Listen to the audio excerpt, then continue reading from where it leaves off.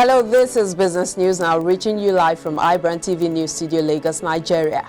Coming up, Nigeria Exchange Limited investors lose 7 billion naira amid Yuletide sell-offs. Average airfare rises by 0.25% according to statistics released by the National Bureau of Statistics. Expert warns energy bills will soar another 50% next year unless government intervenes. And shareholders hopeful as Thai-Austrian alliance acquires stake in Selfridges.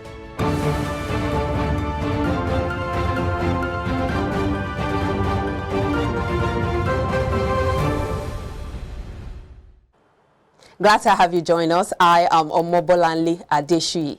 We begin the business news now with the projection by the federal government that Nigeria's gross domestic product per capita will rise to $3,706.29 by 2025.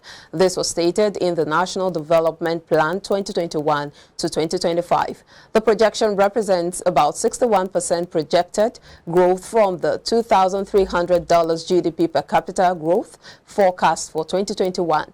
The Minister of Industry, Trade and Investment, Niyi Adebayo, said the GDP per capita is expected to reach $2,300 by the end of 2021. This is over 84% higher than the African average. The Federal Executive Council meeting has approved 65.39 billion naira in foreign and local denominations to execute power projects in the country. The Minister of Power, Abubakar Aliyu, disclosed this to State House correspondents on Thursday at the end of an extraordinary meeting of FEC presided over by Vice President Yemi Osinbajo at the Presidential Villa, Abuja. He said the extraordinary session was to ensure the country begins 2022 on a clean state in the area of electricity supply.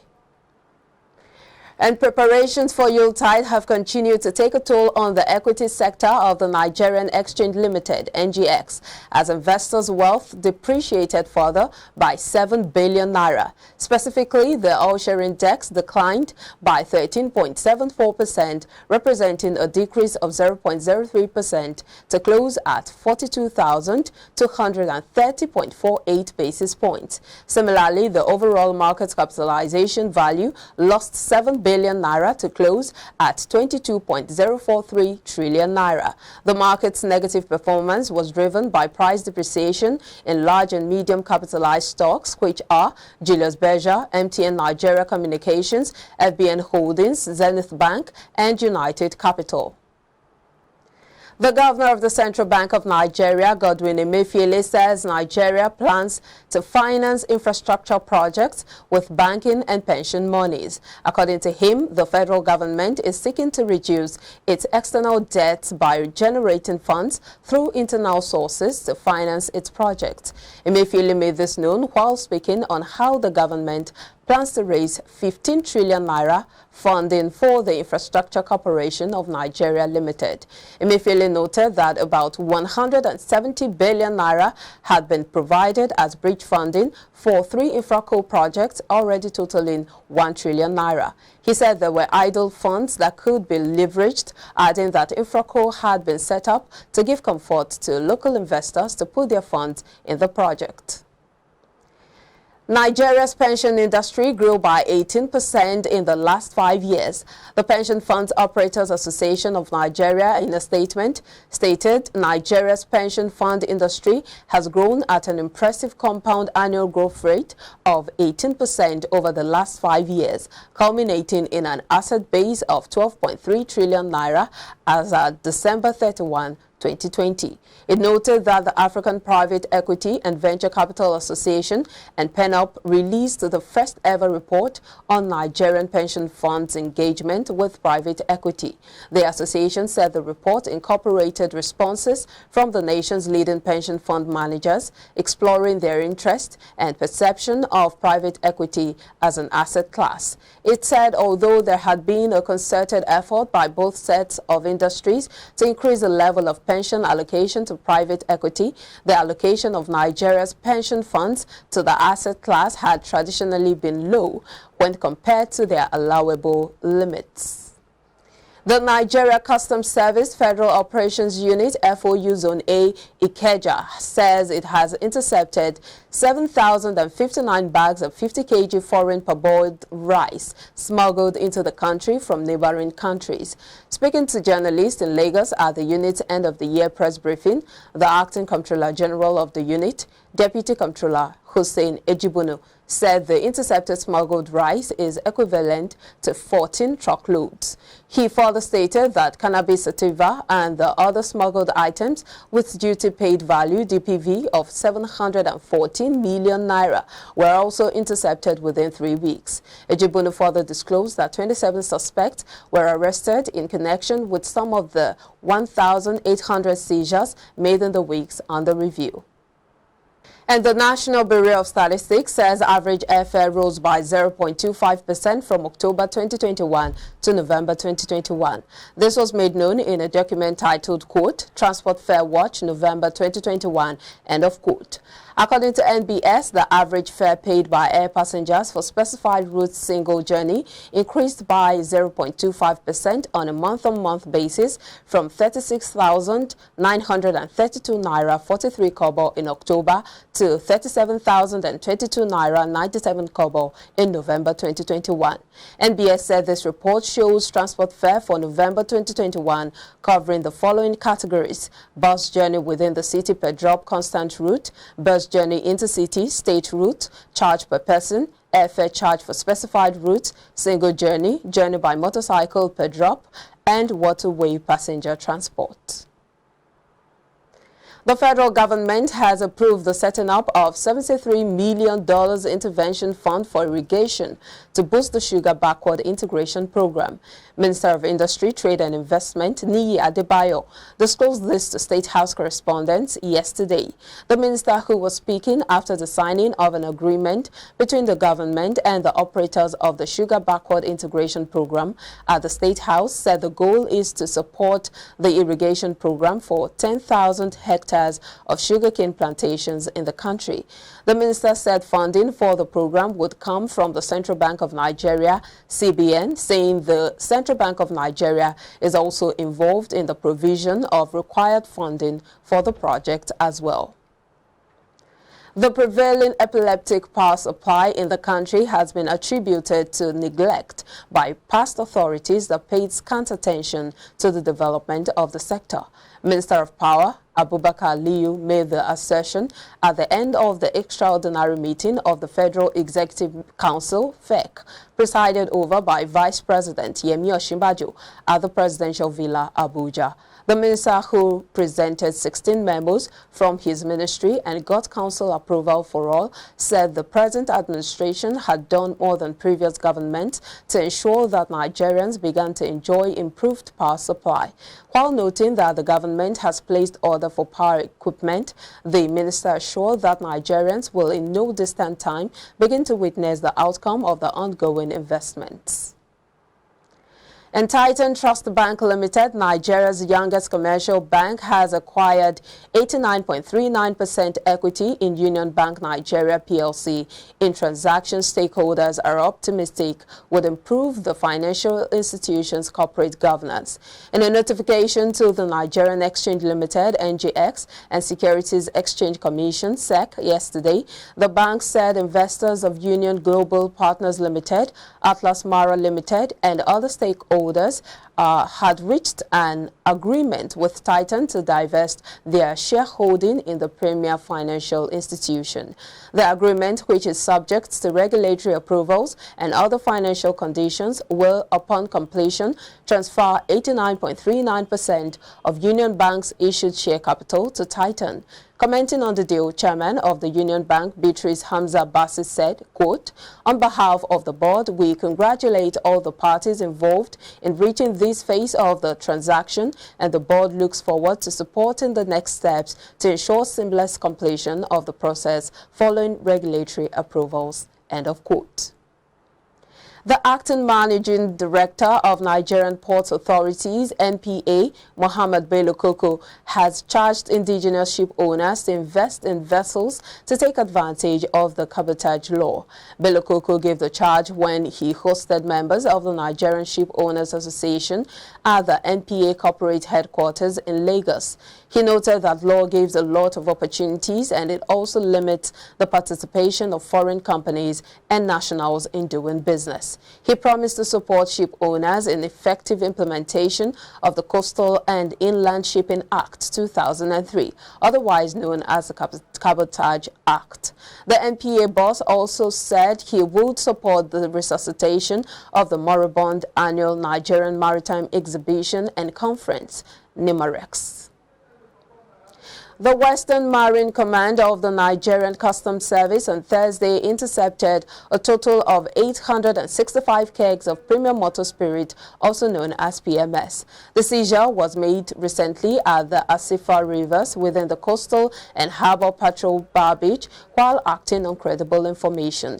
Speaking with newsmen, Acting Comptroller of the Command, Deputy Comptroller Enonche Ochiba, noted that the kegs were secured and evacuated to the base, saying upon examination it was found to be 25 liters of the aforementioned figure, each given to a total of 21,625 liters. Though officers and men of the command arrested no suspect during the operations, the customs boss stressed that the total value of the seizure stood at 3.6 million naira. Still to come, TikTok overtakes Google as the world's new most popular online destination. Details and more after this commercial break. Please stay with us.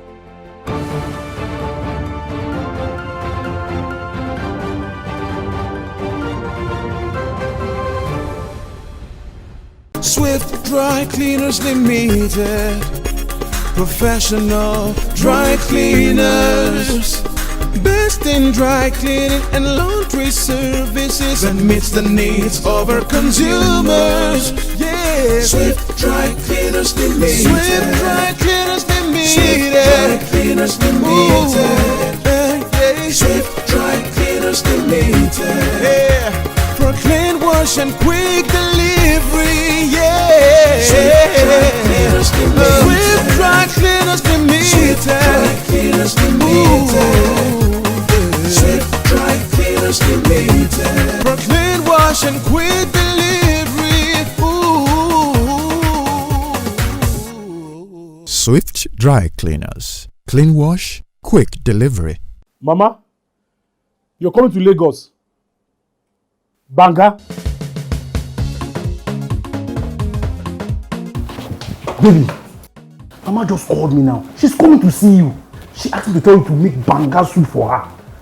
And she's close to the house. Oh. How do you expect me to prepare banga in just few minutes? I have a solution for you. Really?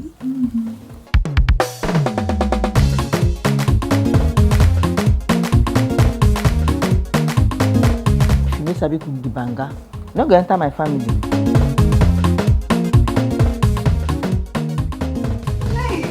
Pali banga is used in making other exotic dishes such as banga jollof rice, banga efo riro, banga asaro or yam porridge, banga egusi, and many more. Pali banga is easy to open, no preservatives, no cholesterol, and no coloring. Approved by NAFDAC. Manufactured by Pali Agro Products Limited. Available in all leading stores and supermarkets nationwide. Pali banga, natural palm fruit extracts for tasty African cuisine.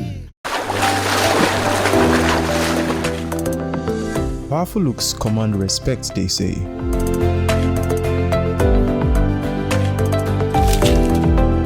The perfect body, the perfect grooming, and ultimately the perfect skin. Looks, style, and grooming makes the ultimate man.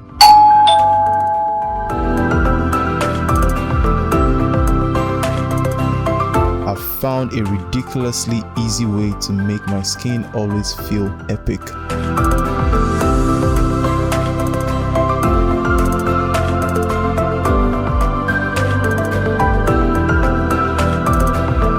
My name is Neo. I found Blemiviv and now my skin finally makes sense.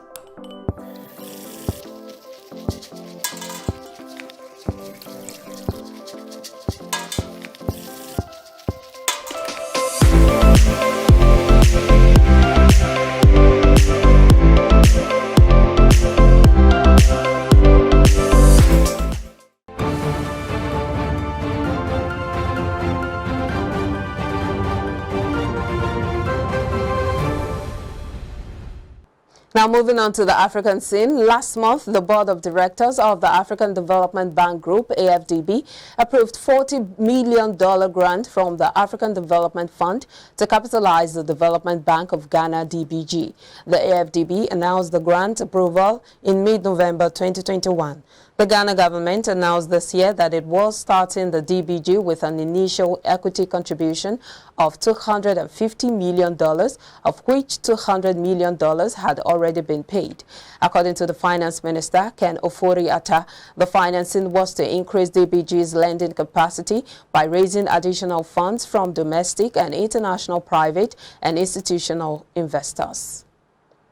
Zambia expects to agree a debt restructuring plan with creditors around the middle of next year after reaching a preliminary understanding for a program with the International Monetary Fund, IMF. Finance Minister Situmbeko Motsokwane said on Thursday. Zambia endured Africa's first COVID-era sovereign default in November 2020 after years of chronic government overborrowing drove its debt burden above 120% of annual economic output.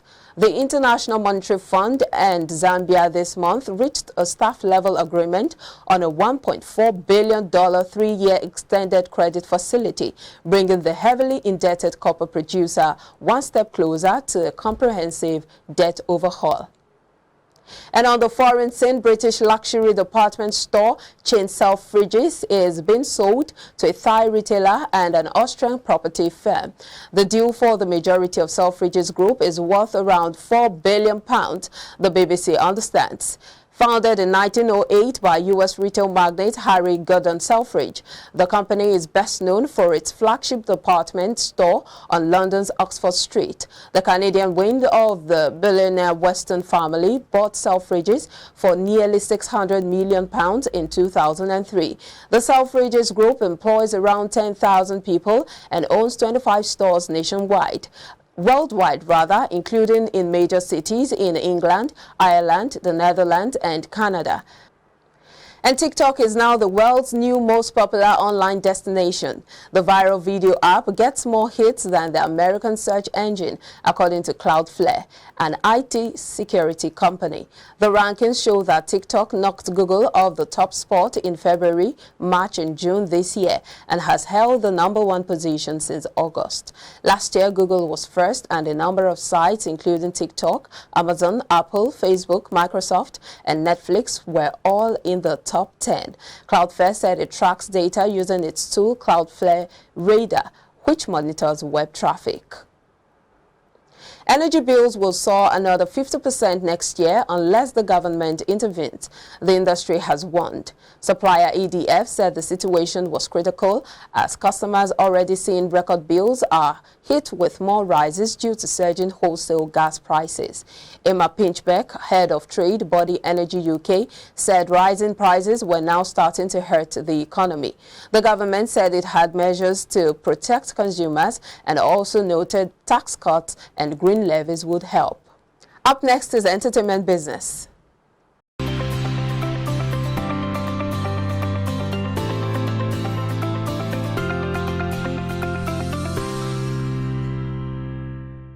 Hello and welcome to Entertainment News. I am Choma Amrebulam. The new media company led by Kevin Mayer and Tom Staggs has found its next acquisition.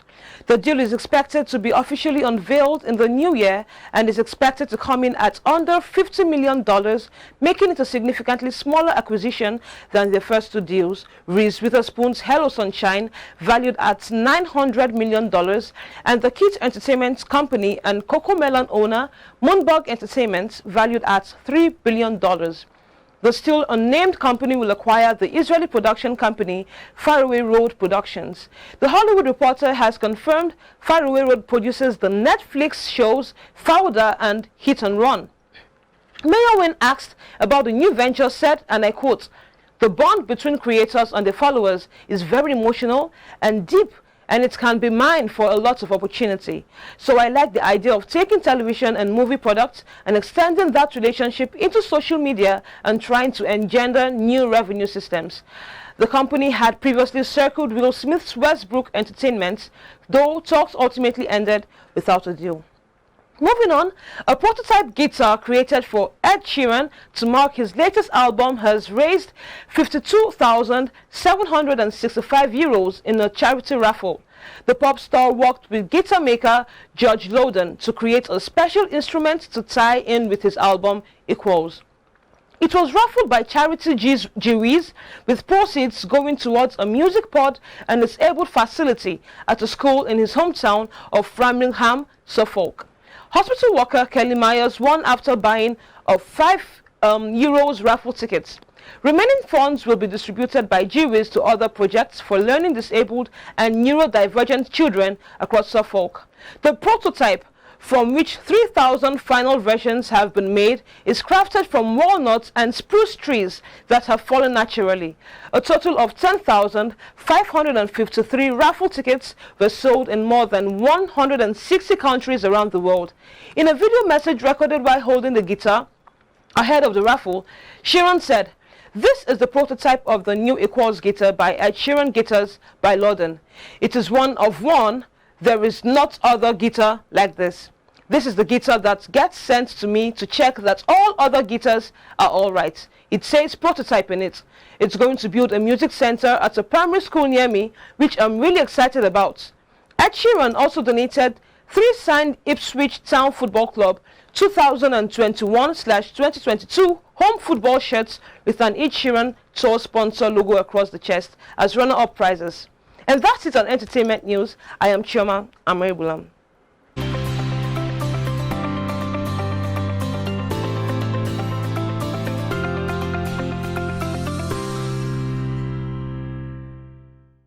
Thank you, Chioma. Next is sports business.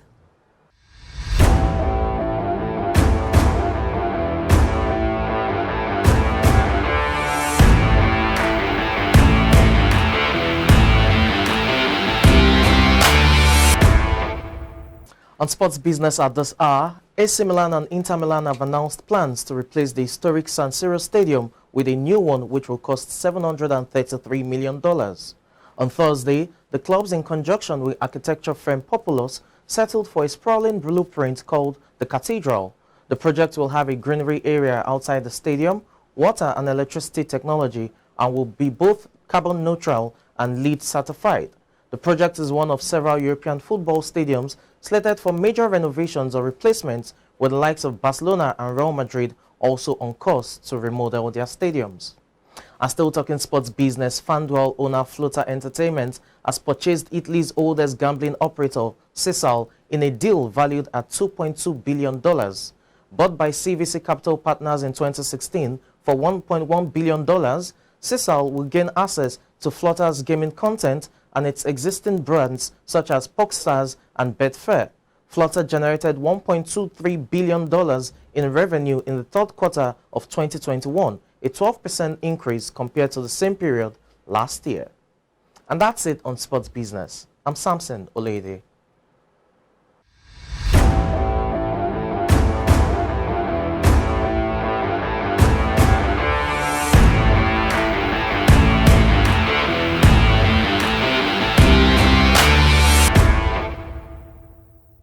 Thank you, Samson.